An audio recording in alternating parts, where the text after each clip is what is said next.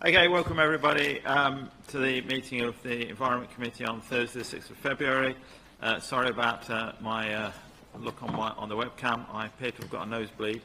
It's just stopped, so we'll carry on. We've got quite a short agenda tonight, but apologies. Jenna.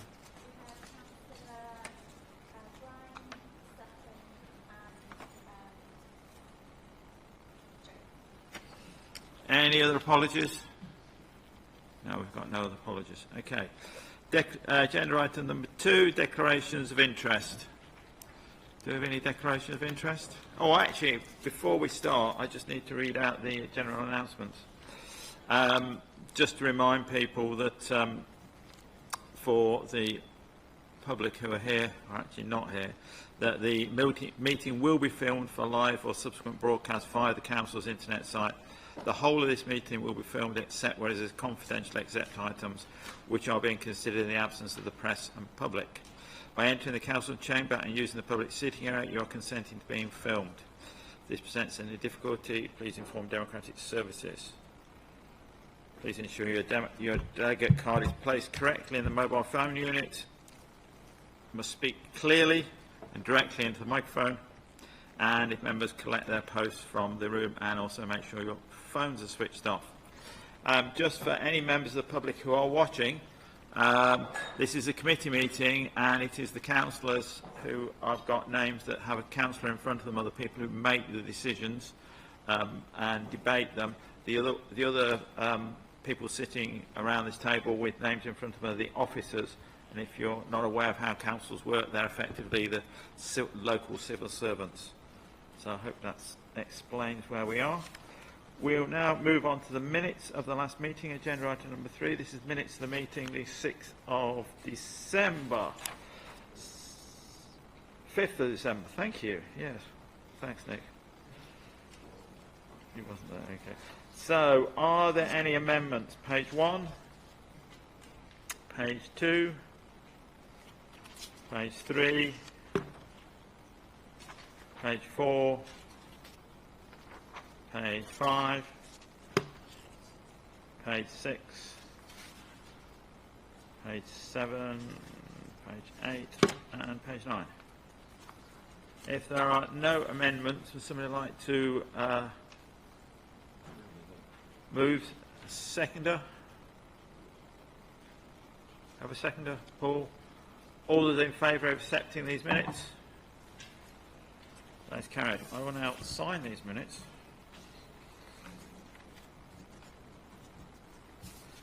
And let's see.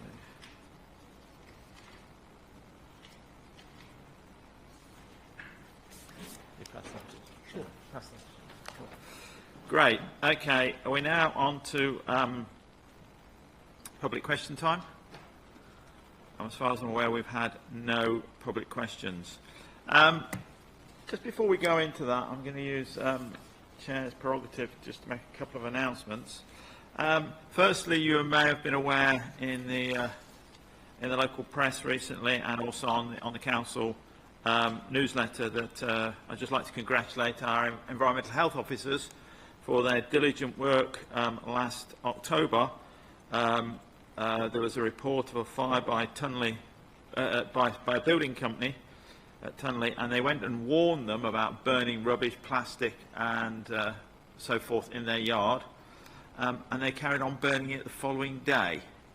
So a legal case was taken and a successful prosecution was achieved, and this building company was fined over £7,000 for burning rubbish in the open. I think that's important to remember. Also, members will recall that you've had an information sheet about ash dieback that was circulated, and I don't know whether it came to anybody else's mind. I asked the relevant officer as to whether there was a risk of ash trees dying on our land, and did we know actually how many ash trees we had on our land, and was there a risk? We own 120 hectares of woodland, 120 acres of woodland, 96 of which is located in Dursley, bounded by Stinchcombe Golf Course, although we don't manage that. That's managed by the Cam Useley and Dursley Joint Woodlands Committee under a management agreement. But in the areas where we directly manage, we have 6 Caucasian ash, 131 common ash, 8 manna ash, 9 narrow-leaved ash, and groups of trees containing ash 35. Rozelle informs me that the ones in public areas are surveyed very frequently just to ensure that there is no risk of ash die-off on them, and that, that if we do become aware of them, we'll take the appropriate action. I'll just finish. And as you're aware, I do know the County Council do have quite a large figure of money, sum of money set aside for dealing with ash trees on public highways. So I just thought it might be useful. Yeah, Tim. Thank you. One thing, we were talking at the parish meeting yesterday, apparently there are certain ash trees that actually then grow back again. It's not just a case of actually you have to fell them. And the Forestry Commission are asking for, if there are any of those trees, then they're given the DNA to then create a resistant tree. Is that something that we're getting involved in? I think it's something that we'll be looking into, and obviously if any of our trees recover or are showing signs of recovery, obviously we're aware of what the Forest Commission are asking. I think that's really important. The issue is that because of public liability and risk to the public, if they're near a public right-of-way or where people are walking, we do have to take action, I gather. Nick? Thanks, Simon. Has anyone given any thought to the implication of losing all these ash trees in terms of carbon capture, given that we're being pressed to plant as many trees as possible? It is quite feasible that we're actually not going to replace at the rate at which they might be being lost. Indeed, that is an issue. I think there is a strategic approach to tree planting being drawn up by the Nature Conservation Partnership led by Gloucestershire Wildlife Trust. We held a meeting here in this chamber for a number of organisations interested in tree planting. This was partly last year because lots of people kept stopping me and saying, I've got some trees, I want to plant them somewhere. Have you got any land? And land is the biggest issue. And also, as people are aware, with tree planting, I mean, trees, you can get a whip tree at 60p. You know, it costs you another 120 for a cane and a rabbit guard. And it's relatively easy to plant a tree. But with tree planting, what's important is to get the right trees in the right place. But also, it's the first 5 years of management of that tree area that's really important. And then once they get to a certain height, maybe thinning them out so they grow into mature trees. And I think so there is a strategic approach being looked at working with the Forestry Commission, they were here, and the Woodland Trust. I don't know the results of that, but yes, it's certainly something that does need to be looked at. You're absolutely right. Thank you. Right. Also, because it's a short meeting, I just thought I'd read this letter out before we get on to the Yubico draft business plan. This is a letter from a person in Kingswood, and it's actually a very complimentary letter to the council. In today's climate, it seems that the norm to criticise local authorities on every occasion. I just wanted to address the balance and right to congratulate the council on its overall performance on various services, but also one in particular, waste and compost and recycling services. Excellent. I'm always impressed by the punctuality of the crews around the area of Wootton and Kingswood. I cannot remember in 25 years when a collection was missed, and it seems to work like clockwork following the day when falls on a bank holiday. Perhaps you would like to pass on my comments to all at the council. So congratulations to the officers and to Ubicos. It's nice to get complimentary letters rather than people. Yes. I mean, as officers will know, I've got an ongoing situation in my ward where people aren't being perhaps as cooperative with their waste, and it's an issue. Right, let's move on. Agenda item number 5, the Yubico draft business plan. Mike.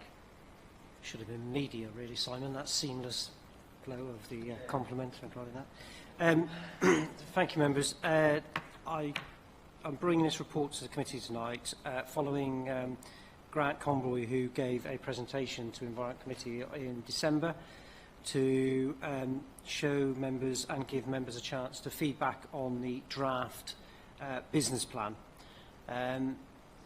The intention is tonight, hopefully you'll resolve, you agree the year's plan that was before you and you had a chance to feed back into.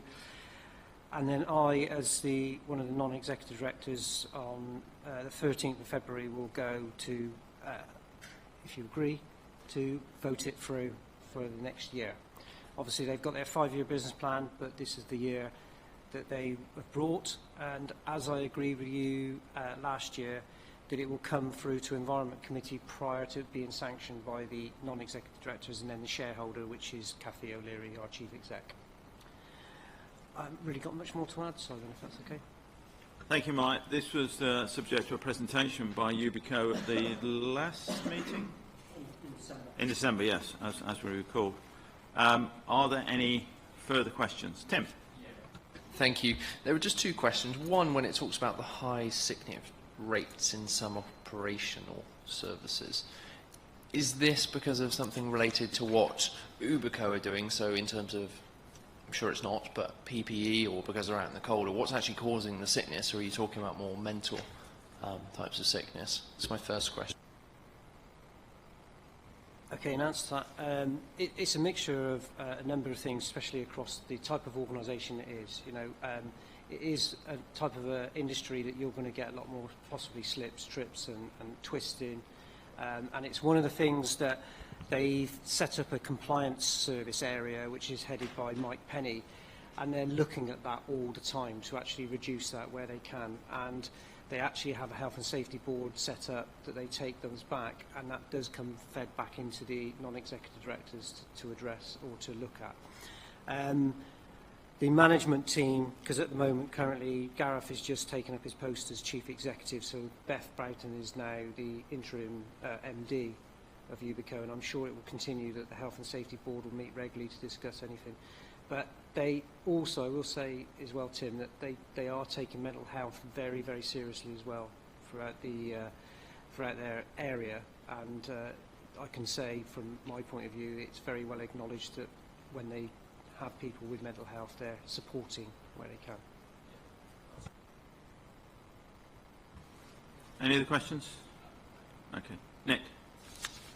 You must forgive me if I'm covering old ground because I missed the last meeting, so it may have been a question which was asked at that point.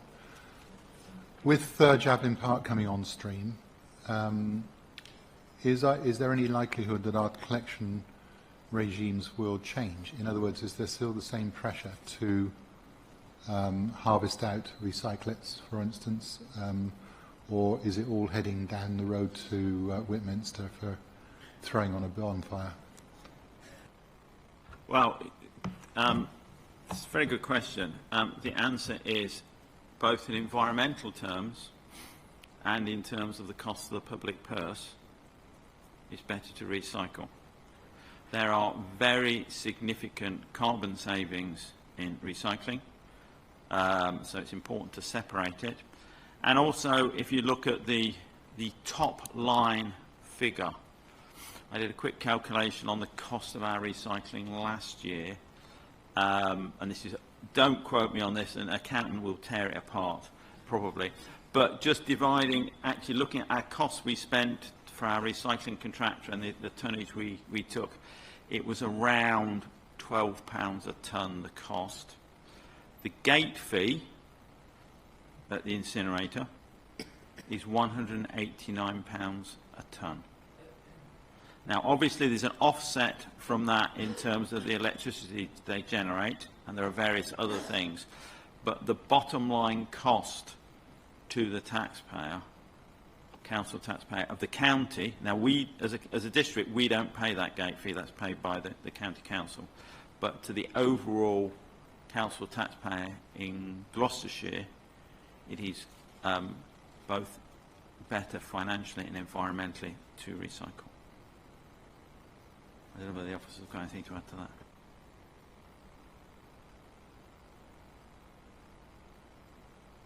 I hear what you say about the gate fee cost.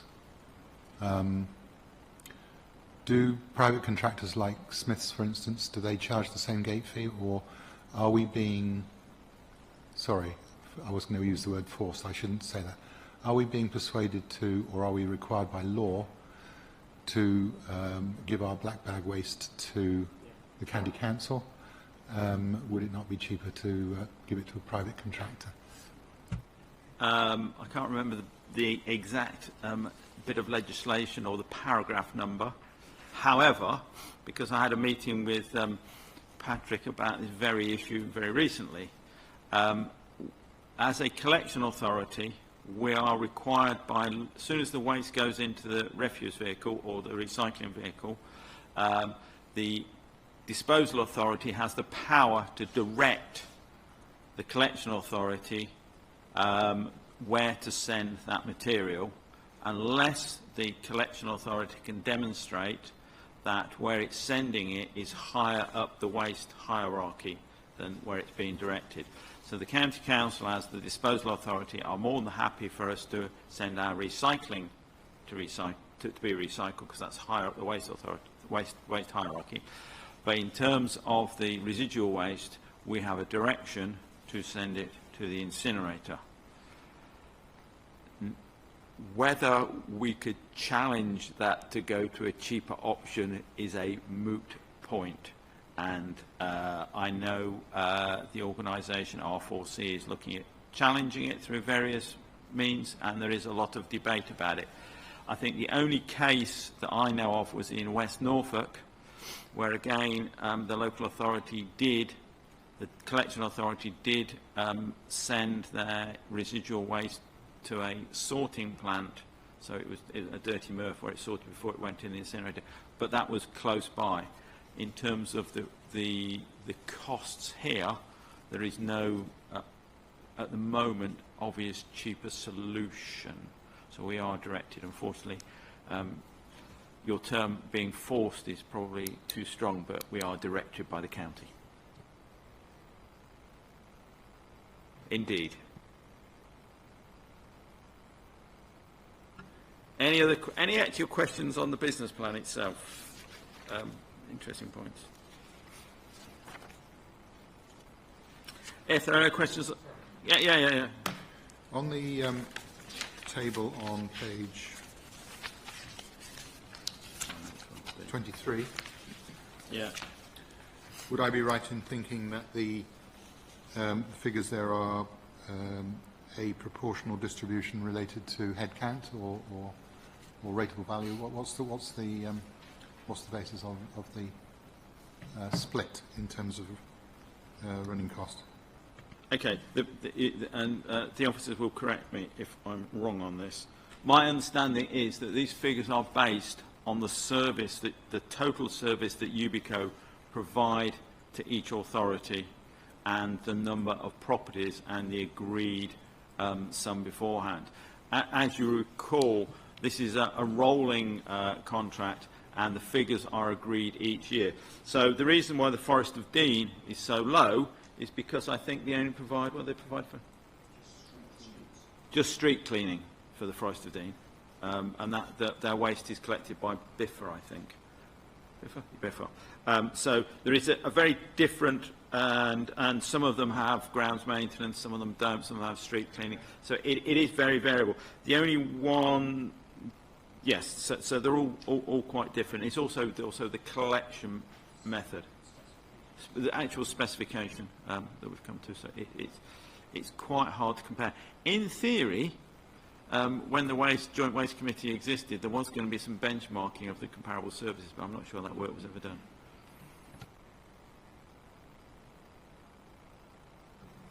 Okay, if there are no other questions, would somebody like to move the advice that the committee resolves to approve the draft Ubico business plan for 2020-21? Paul, seconder. Tim, is there any debate? If there is no debate, we'll move straight to the vote. All those in favour? That is carried. Agenda item number 6, Planning Review Panel, Members' Report. we have anything to report?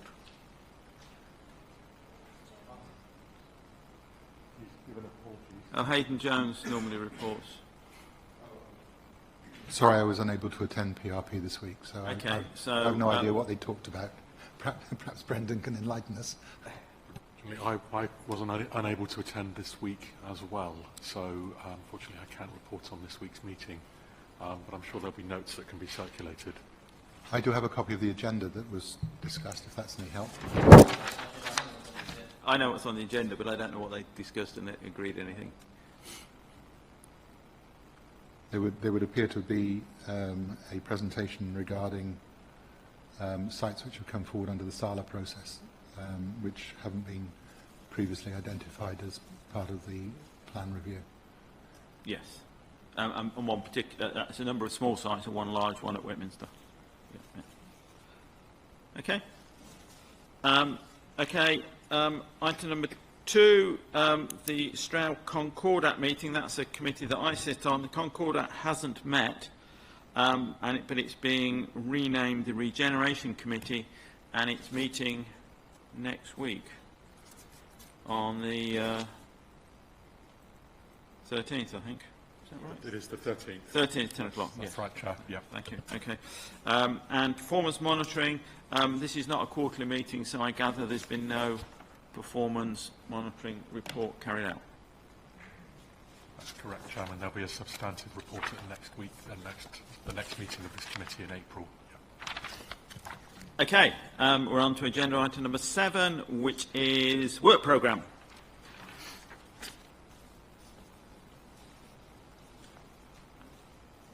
So on the work programme there on the 2nd to the 4th, we've got Cam Neighbourhood Plan, Horsley Neighbourhood Plan, Yubico, Stratford Park. Are there any other items you want to add to that?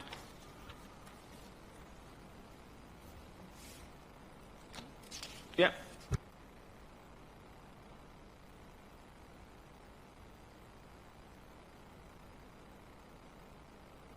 There you go. So I believe Councillor Tomlin might have some news for us about what happened at the site in Cam today with the Roman remains, and I wonder if that might be something that we need to consider on the work programme, because I guess it's going to need to be conserved now if the news that I understand is correct. And if what Councillor Tomlin wants to enlighten us. So this is to do with the local plan? Yeah. Okay, Jessica. I'm not sure that it's probably too early for details, but yes, there's some fantastic news today that the Roman remains of the villa in Cam is going to be preserved.